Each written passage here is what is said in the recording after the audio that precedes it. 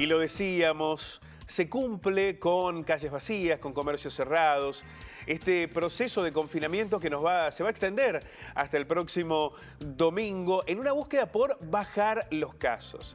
Las camas de las terapias, tanto del sistema sanitario privado como público, están al filo, al borde del colapso. Por eso es porque se han incorporado más camas, incluso en los pasillos del hospital. Una imagen que no se ha visto nunca en la historia del nosocomio. Hay una necesidad de reflexionar sobre el cuidado, de protegernos, de saber que esta instancia puede ser la oportunidad para que no continúen los procesos de confinamiento. En el medio, algunos que incumplen, algunos que resisten las medidas, se habla hasta de movilizaciones. Vamos a tomar contacto con el párroco Raúl Frega. Párroco, ¿cómo le va? Padre, ¿cómo le va? Buenos días. Pablo Callejón lo saluda. Buen día, Pablo, y buen día para toda la audiencia en esta jornada tan importante para los argentinos.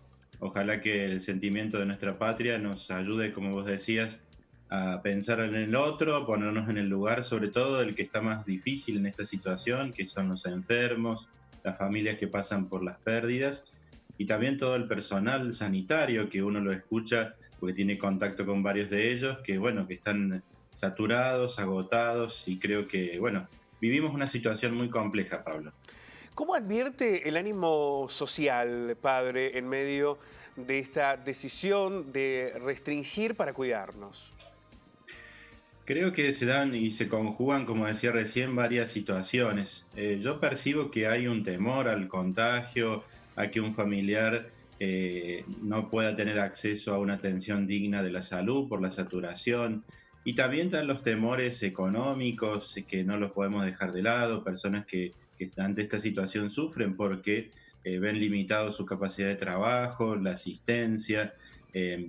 Es una situación, como decía, compleja que nos hace pensar con racionalidad y prudencia.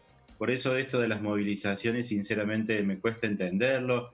Primero porque esta es una medida que uno escucha a los especialistas. Y si no queremos escuchar a los gobiernos, porque a veces también se exacerba todo ese sentimiento en contra de la política, miremos la realidad que nos dicen los científicos, la experiencia también de otros países que ante la segunda ola han tenido que recurrir a este método, incluso con vacunas, y obviamente que uno se pone en el lugar de las personas que piensan por su economía.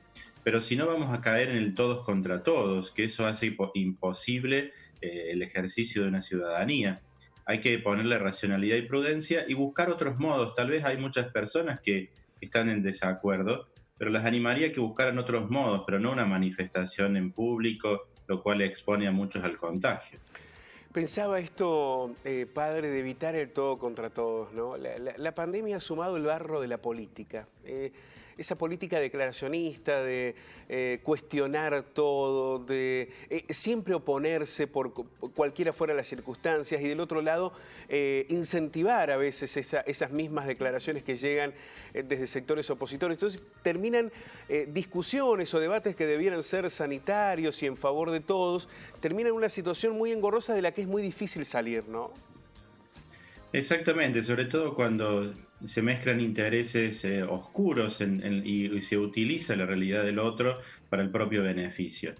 Yo no quisiera que alguien entendiera que uno es insensible ante muchos que también están preocupados por lo económico.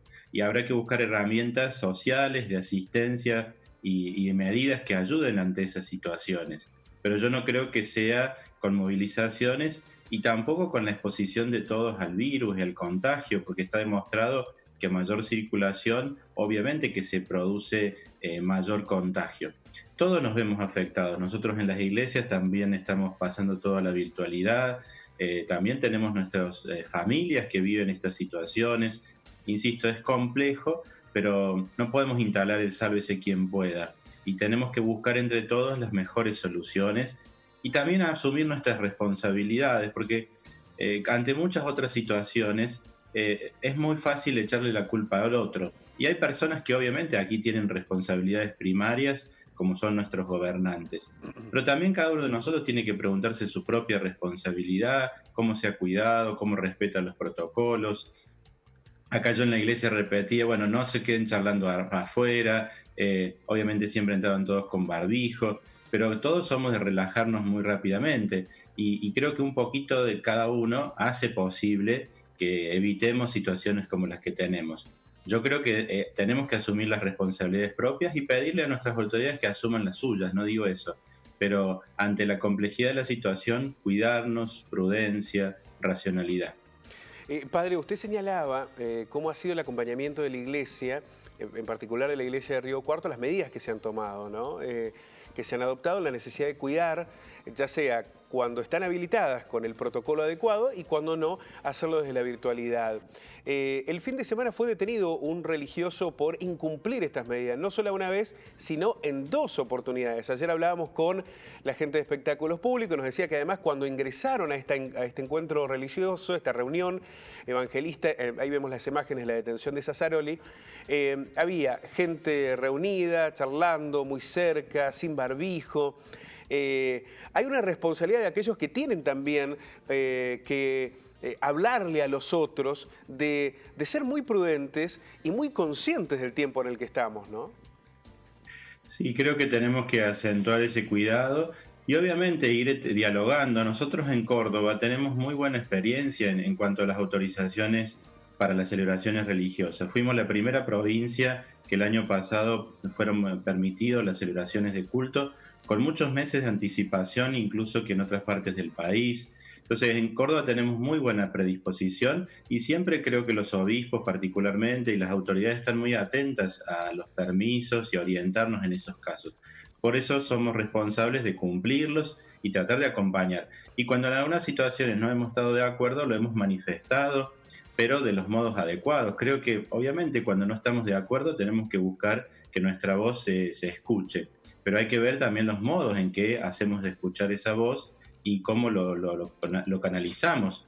Entonces por eso es importante el diálogo con las autoridades, acercarles propuestas, como se hizo el año pasado en todo ese proceso de discernimiento por los protocolos en cada una de las actividades, pero no la rebeldía por la rebeldía o creer que uno puede instalar por encima de lo que hoy están diciendo, por ejemplo, las personas que saben, que son los científicos y también la personal de salud.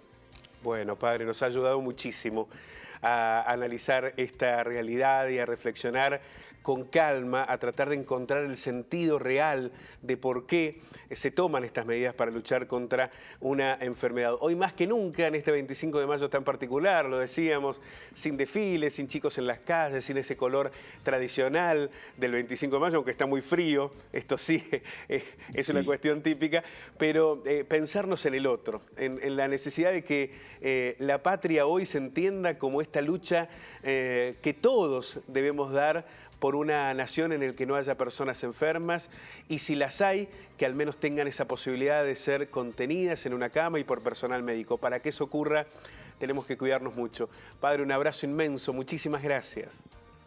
Gracias a vos, Pablo, y bueno, sigamos cuidándonos y acompañando las situaciones difíciles de los enfermos y de los que pasan por problemas económicos, buscar los canales adecuados para resolver todo.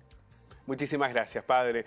El padre Raúl Frega, el titular del ISMI, en esta reflexión, este análisis que nos tenemos que dar todos, ¿no? De cómo enfrentar esta situación. Es muy difícil que a esta altura no tengamos un familiar, un amigo, algún conocido que haya pasado por la enfermedad y que nos actúe como permanente advertencia, que nos diga a partir de su vivencia personal lo que ha significado enfrentar esta pandemia, que nos conozcamos a un enfermero, a una enfermera, a una médica o a un médico que nos señale lo difícil que es pelear sin tantas herramientas contra el COVID. Por eso la necesidad de cuidarnos y es lo que hemos intentado incentivar periodísticamente desde este espacio.